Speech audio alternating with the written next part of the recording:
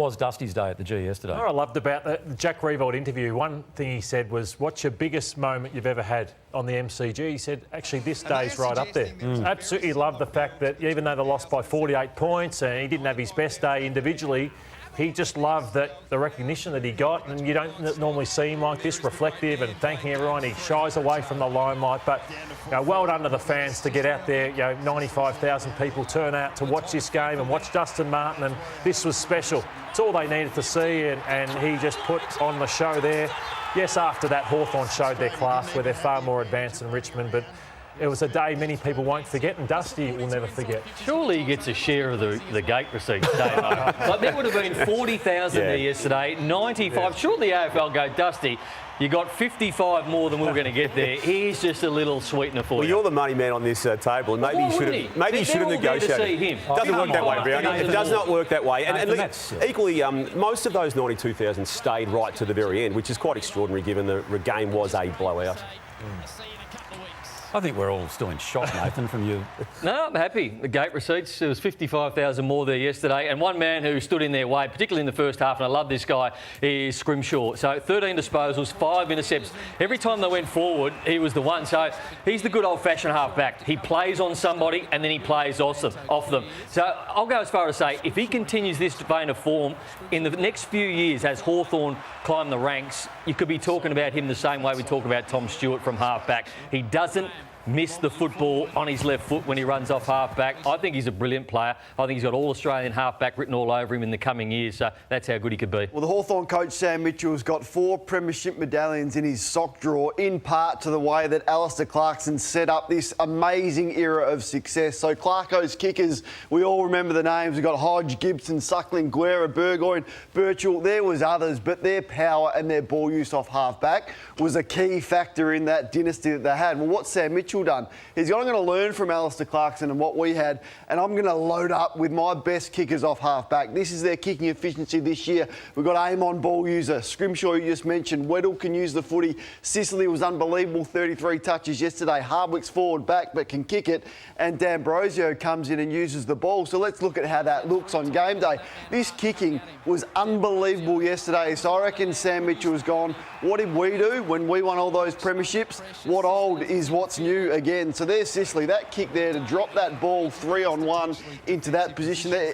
Have a look at it. If you do not put pressure on him, he can do that. So their ability to absolutely slice and dice off half-back, that's an unbelievable kick from Amon. And then their ability to go off those kicks. So if you want to play in Hawthorn's back six, you want to be able to kick the footy, and they just did it time and time again yesterday. They can score from stoppage, they can score from their back half, they all get involved here. Hardwick's there, Amon's involved, Scrimshaw's involved, and they don't miss. So we're going back to the great era of Hawthorn where they built those premierships off their kickers. Love it, Kane, absolutely love it. And down the other end, speaking of kicking, Nick Watson didn't quite get it right. Could have kicked 4 or 5 yesterday, but I just wonder how it gets to this at AFL level, where you invent problems like this, which causes you to miss. This was Buddy Franklin-esque from back when he first started his career, where you're inventing problems for yourself. The goals are straight, but Nick is inventing so many problems for himself. How are you meant to kick straight and kick, not cause yourself some issues with that, Damo? Well, I love you talking about this aspect of the game. So what would you suggest he does right now? Well, I think that, just limit the problems and the issues. So I think if you are running one way, you have to swing your hips and everything across the ball, and you're pretty much going to hook most plays. So I'd be saying to him, straighten yourself up, put cones out. He must run through the cones, put the big sticks up, so he has to run straight through and not be running out to the side. When you're a junior footballer, and Joey Danaher went through this, you're that good, you get that many shots. You might have 10 shots, but you kick 6-4 and everyone says he's kicked 6. Now he's at AFL level, he might be good enough to get 2 shots a week. So you can't afford to miss opportunities like that throughout his career, because he's working too hard to invent problems like he is. All right, well, look, I'm sure he's watching this morning. It's invaluable advice from one of the absolute greats. OK, now this is the part that Damo was... Are you still a little worried about I'm very worried about it, actually. So it was... You go first. OK, here we go. Righto.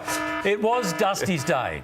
It was Dusty's day, but Cue up the inserters, I tell you, because there was no shortage of them coming from all quarters to be a part of the big day and almost gazump the man himself.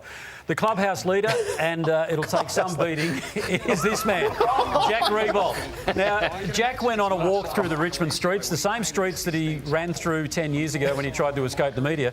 And this was a 3-minute 10 monologue where he was talking about Dusty, who featured in that monologue for 16 seconds. Jack, you will take some beating, but I will say this to counter that. I thought his interview at the end of the game was pretty good.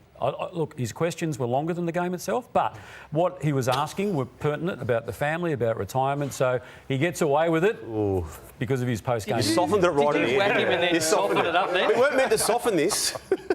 All right, well, come on, you try and beat Jack, because Jack, it wasn't about you. Inserter number 2 was Dimmer Hardwick. I'm sorry, he took time away from complaining about umpires and equalisation and whatever else he complains about to post this last night. It's a lovely photo. Look, he did coach him to 3 flags and he should take most of the credit for Dusty's success, but he did take off from the Richmond Footy Club last year, TJ, in contract. And if you have a look at that photo again, if we can put it up again, it's one of those classic examples where we don't actually see Dusty's face, but we do see Well done, Dimmer. Hey, a man that played with Dusty for only about 8 minutes was Ben Cousins, and he was all over the news this week, Cuzzy, writing articles about himself and putting himself in there. But you're in there at number 3, Cuz. I wouldn't believe it, Lord. I thought we were a pretty good team here. I just thought we'd learnt from this behind us and not to insert yourself, but I couldn't believe listening to the sounding board during the week. You would not believe that Hutchie and Damo have somehow inserted themselves into Dustin Martin's 300. An untold Dustin Martin war story. Which I think we've told about 15 times. Better than that. Unbelievable. And I've gone back in time for mine.